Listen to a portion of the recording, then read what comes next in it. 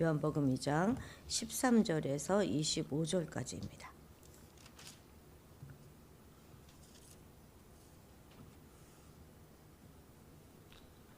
2장 13절에서 25절까지 한 목소리로 읽겠습니다. 요한복음 2장 13절에서 25절입니다. 유대인의 유월절이 가까운지라 예수께서 예루살렘으로 올라가셨더니 성전 안에서 소와 양과 비둘기 파는 사람들과 돈 바꾸는 사람들이 앉아 있는 것을 보시고 노끈으로 채찍을 만드사 양이나 소를 다 성전에서 내쫓으시고 돈 바꾸는 사람들의 돈을 쏟으시며 상을 엎으시고 비둘기 파는 사람들에게 이르시되 이것을 여기서 가져가라.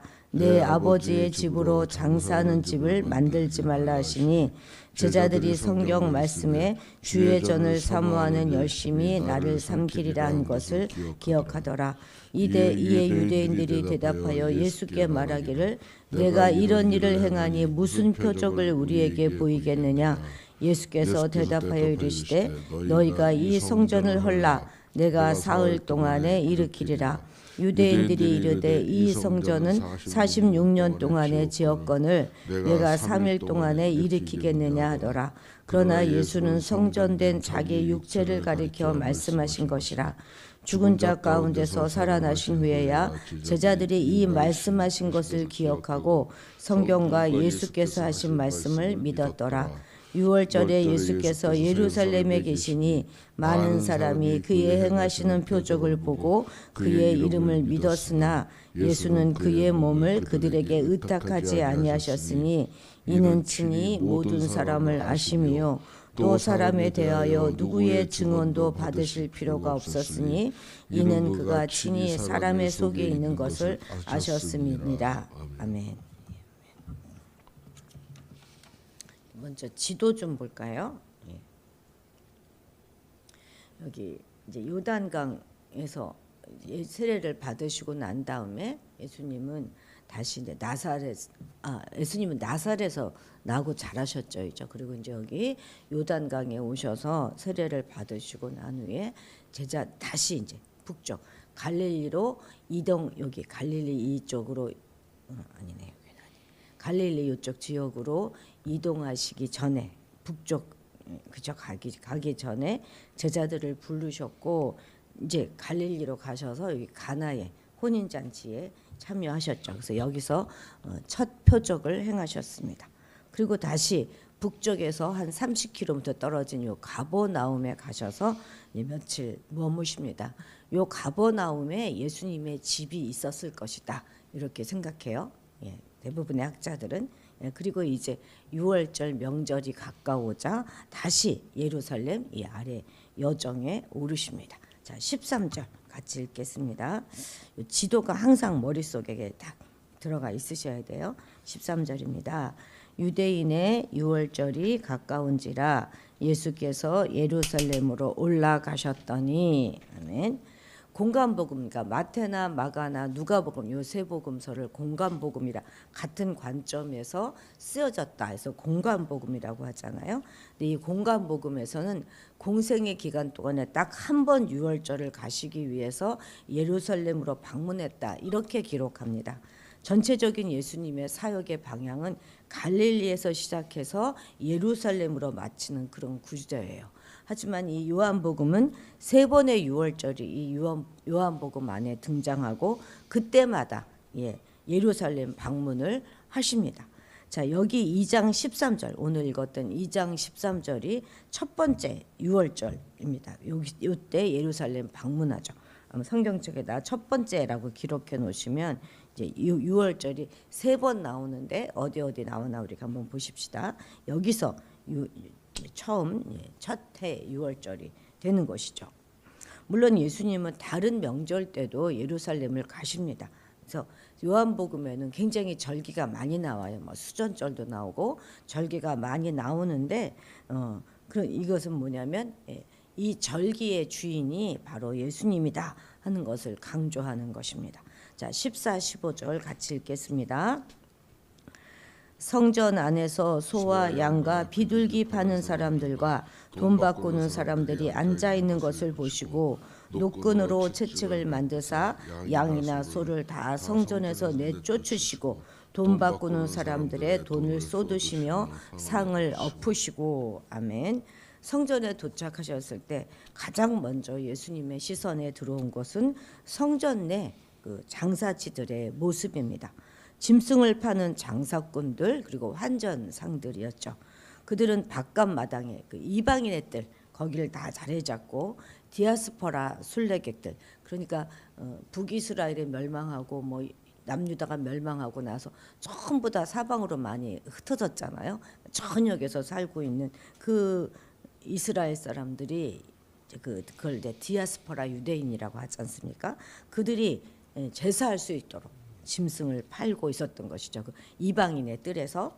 유대인은 어디서 살든지 간에 유월절이 되면 반드시 예루살렘을 찾아와서 제사를 드렸는데 하나님께 드리는 제물은 흠이 없고 완전한 것이어야 했습니다. 그래서 늘 그 제물에 대해서 검사하는 과정을 거치게 되어 있었어요.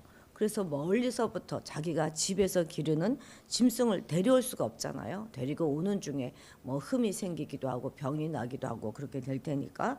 그러니까 성전 뜰에서 제물을 사는 것이 흠없는 제물을 준비하는데 가장 용이했기 때문입니다.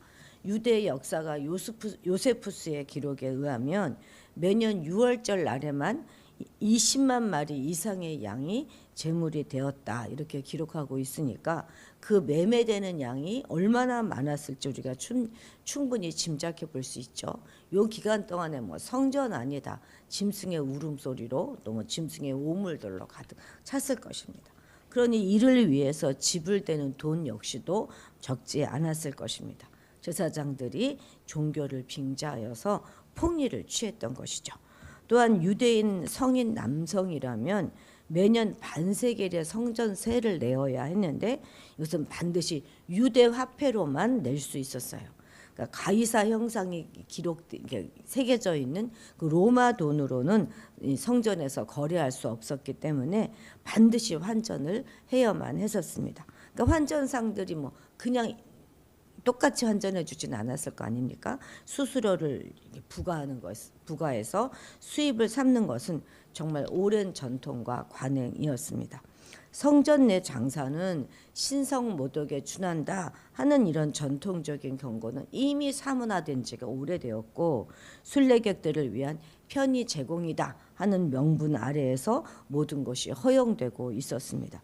물론 본심은 뭐예요? 대목의 한몫을 챙기는 것이죠. 6월절은 장사꾼들에게 또는 제사장들에게는 부를 가져다 주는 아주 복된 날이었던 것이죠. 이처럼 성전은 오래전부터 부를 축적하는 그런 수단으로 오용되고 있었던 것입니다. 이런 성전에서 하나님의 영광은 이미 오래전에 떠났어요.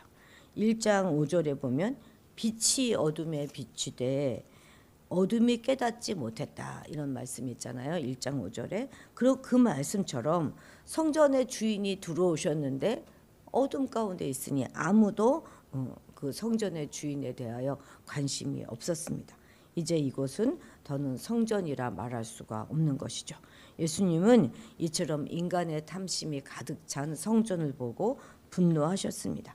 그래서 성전에서 장사하는 자들을 쫓으시고 환전상들의 돈을 엎으셨어요. 당대에는 이렇게 환전해주고 이렇게 짐승을 파는 것이 모두 다 합법적인 일들이지만 이를 예수님은 전혀 인정하지 않으셨습니다. 이는 성전을 부정하는 행동이고 성전 기능을 중지시키는 그런 행동이기 때문이죠. 예수님은 이것이 법적으로 정당한가 아닌가 그것을 보신 것이 아니라 그들의 마음을 보신 것입니다. 그리고 말씀의 참 뜻에는 귀 기울이지 않은 성전에 대한 종만을 고하는 선지자적 행동이었던 것이죠. 긴 세월 고착된 그런 시스템을 완전히 뒤엎는 혁명적인 도발이었습니다. 이것은 분명 예수님께 어울리지 않는 아주 거칠고 과격한 모습이죠. 노끈으로 채찍을 만들어 가지고 그걸로 막 치시지 않습니까? 그러나 예수님은 못 본 척 뒤돌아서지 않으셨어요. 다음 기회를 간보지도 않으셨습니다. 그냥 그 자리에서 뒤엎으시고 헐어버리셨습니다. 오늘날 우리 기독교를 프로테스탄트라고 하지 않습니까? 이는 개혁자다 이런 뜻이에요. 오늘날 그리스도 교회 안에도 개혁을 외치는 많은 사람들이 있음에도 불구하고 성과가 없는 것은 진정한 이 예수님의 정신을 가진 이들이 없다 하는 반증입니다.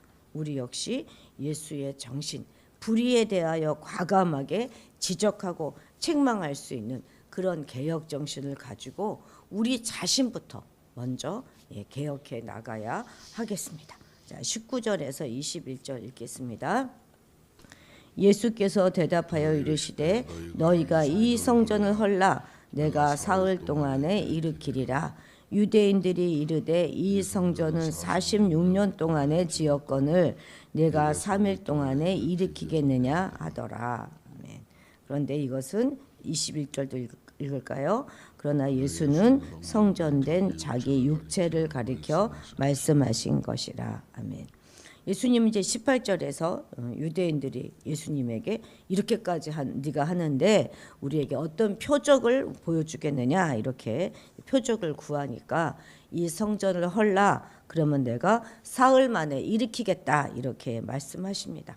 역사와 전통 그 위에 세워진 견고한 야훼 신앙과 민족적 정체성 이 모두를 다 파괴하라 하는 최후의 통첩입니다. 허무는 주체는 유대인들이고 세우시는 주체는 예수님인 것이죠. 그러나 예수님의 선언을 현장에서는 그 누구도 이해하지 못했습니다.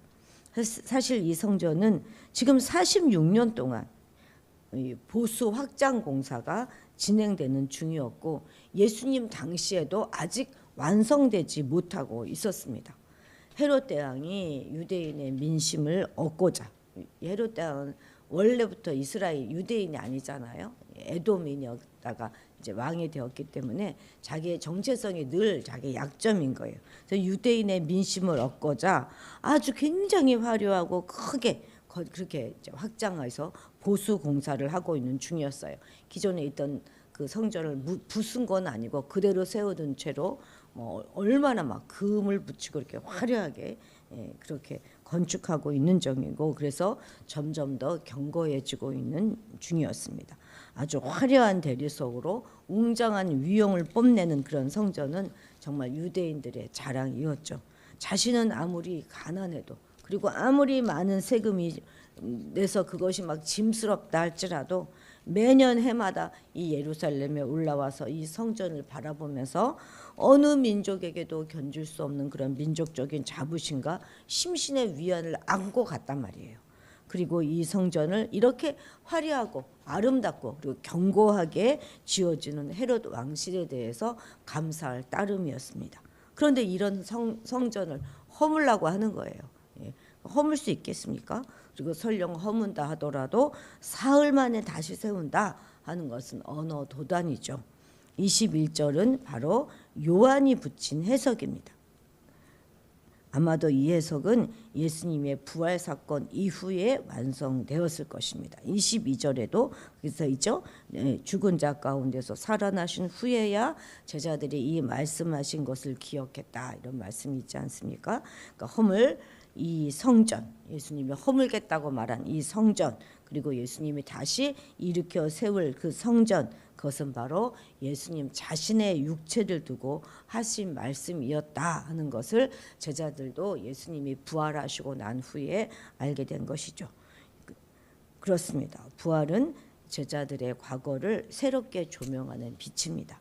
깨닫지 못했던 과거의 어둠에 빛을 주어서 예수가 참 하나님의 아들이시다 그리스도다 하는 사실을 믿게 해주는 것이 바로 이 부활 사건입니다. 그래서 예수가 보여준 최고의 표적이 바로 이 부활이죠. 부활을 믿는다면 모든 것을 믿는 것이고 부활을 믿지 않는다면 아무것도 믿지 않는 것입니다. 우리가 부활을 제대로 믿는다면요 우리의 지나온 과거에 대해서도 새롭게 해석할 수 있어요. 우리가 미처 깨닫지 못했던 그래서 그 시절 나는 굉장히 절망적이었다고 생각했던 바로 그 지점에 한 줄기 빛이 들어와서 새롭게 해석해 줄 수 있는 것입니다. 그래서 우리가 과거에 묶여 있는 우리가 아니라 주님이 새롭게 해석하고 그 죽었던 시간에 새로운 생명을 주는 그것이 바로 우리의 부활인 것입니다. 날마다 우리의 삶 가운데서 부활을 또 새롭게 경험하시는 여러분들이 되시기 바랍니다. 24, 25절 읽겠습니다. 예수는 그의 몸을 그들에게 의탁하지 아니하셨으니 이는 친히 모든 사람을 아시며 또 사람에 대하여 누구의 증언도 받으실 필요가 없었으니 이는 그가 친히 사람의 속에 있는 것을 아셨음이니라. 우리 23절에 보면 그의 행하시는 표적을 보고 이런 표적이란 말이 나오잖아요. 요한복음에는 기적이란 말이 나오지 않습니다. 표적, 그것을 표적이라고 하는데 그냥 기적이 아닌 거예요. 그 기적을 통해서 예수님을 알게 하는, 하나님을 알게 하는 표지판 같은 역할을 하기 때문에 기적이라고 하지 않고 표적 이렇게 이야기합니다. 그냥 단지 놀라운 사건이 아니라 그 사건을 통해서 하나님을 보여주는 것이죠. 예수님을 보여주는 것. 그래서 표적이란 말을 많이 씁니다. 표적을 보고 믿는 사람이 생겼는데도 불구하고 예수님은 그들에게 자신을 의탁하지 않으십니다. 믿는다고 하는 인간들의 수준과 진리를 잘 아시기 때문이죠. 아직 예수님을 제대로 믿는 자들도 없었고 그리고 제자들 역시 예수님의 의존의 대상이 될 수 없습니다. 오히려 반대죠. 예수님은 모든 사람의 내면을 꿰뚫어 보십니다. 예수께서는 인간의 본질적인 면을 너무나 잘 아셨기 때문에 외로움을 느끼시면서도 결단코 인간을 의지하지 않으신 것입니다. 그래서 사람의 마음을 사려고 애쓰지도 않으십니다. 열광적으로 믿고 따른다고 해서 그들의 충성심을 기대하지도 않으시죠. 그들의 추종과 열심을 든든한 정치적 뒷배로 여기지도 않으십니다. 또한 누군가의 마음을 알기 위해서 타인의 증언을 필요로 하지도 않으십니다. 그냥 보시고 다 아시는 것이죠. 우리 역시 결코 인간을 신뢰하지 말아야 합니다. 사람의 마음 믿지 마십시오. 성경은 만물보다 거짓되고 심히 부패된 것, 그것이 바로 인간의 마음이다 이렇게 가르칩니다. 사람들 사이의 약속이 그렇게 쉽게 깨지는 이유가 어디에 있습니까? 하나님은 언제나 미쁘신 분이시지만 인간은 언제나 그렇지 못하기 때문입니다. 예수님의 제자들도 내가 죽기까지 예수님 따르겠습니다 이렇게 다짐했지만 겟세마네 동산에서 그분이 체포되자 모두가 다 주를 버리고 도망하고 말았잖아요. 이것이 바로 인간의 참 모습입니다. 그리고 이것은 인간뿐만이 아니라 우리의 참 모습이기도 하고 또 나의 모습이기도 합니다. 그런데 많은 사람은 이 실상을 보지 못하고 허상에 매달리다가 상처를 입게 되는 거예요. 우리는 더 이상 이러한 인간을 의지할 것이 아니라 오직 미쁘사 한결같이 변함없으시고 당신의 약속을 철저히 지키시는 하나님만을 의지하고 신뢰해야 하겠습니다. 인간의 불의함에 실망하는 오늘이 아니라 미쁘신 하나님으로 인하여 더욱 힘을 얻으시는 오늘이 되시기 바랍니다. 기도하시겠습니다. 주님, 우리의 교회도 잘 점검하여 보게 하셔서 우리 인간의 입속을 채우는 그런 장소가 아니라 오직 하나님께 영광 돌리는 기도의 집이 되게 하옵소서. 종교적 행위로 예배하는 것이 아니라 주님을 사모하는 열심으로 주 앞에 나오게 도와주옵소서. 잘못된 것을 헐어내지 않으면 다시 지울 수 없는 것처럼 우리의 모든 잘못된 관습과 전통들을, 생각들을 말씀에 비추어 걸러내고 버리고 오직 주께서 지으실 새 성전에 늘 거하는 우리가 되게 도와주옵소서. 사람을 의지하며 기대하며 살아가는 것이 아니라 오직 미쁘사 끝까지 우리와 동행하신 하나님만 의지하며 살아가게 도와주옵소서. 감사드리며 예수님의 이름으로 기도드렸습니다. 아멘. 아멘. 예.